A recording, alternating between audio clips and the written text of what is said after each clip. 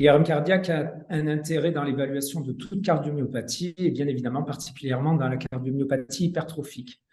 C'est un intérêt essentiellement structurel et ceci dit, dans la cardiomyopathie hypertrophique obstructive, l'IRM ne va pas pouvoir avoir une évaluation dynamique de l'obstruction. Cependant, on va quand même pouvoir détecter l'obstruction au travers de choses assez simples comme en échocardiographie, à savoir l'aliasing ou pourquoi pas le mouvement antérieur de la valve mitrale.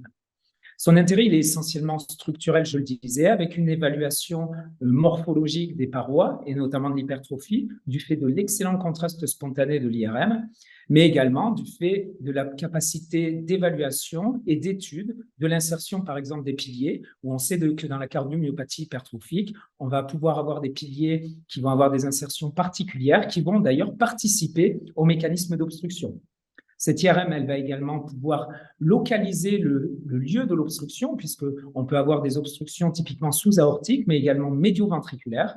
Et puis, elle va pouvoir également observer, ou en tout cas décrire cette valve mitrale, puisque l'on sait que dans la CMH, et particulièrement la CMH obstructive, on a un allongement des feuillets mitraux.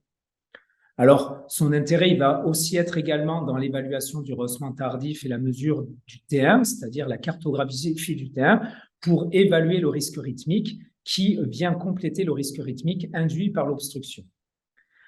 Il n'y a pas aujourd'hui d'évaluation réellement dynamique de l'obstruction comme on peut le voir en échocardiographie. Cependant, l'avènement des séquences dites de 4D flow qui vont être capables d'avoir une quantification globale des flux à l'intérieur du cœur est très prometteuse puisqu'à terme devrait permettre d'avoir une évaluation des flux et de l'obstruction associée à ces flux.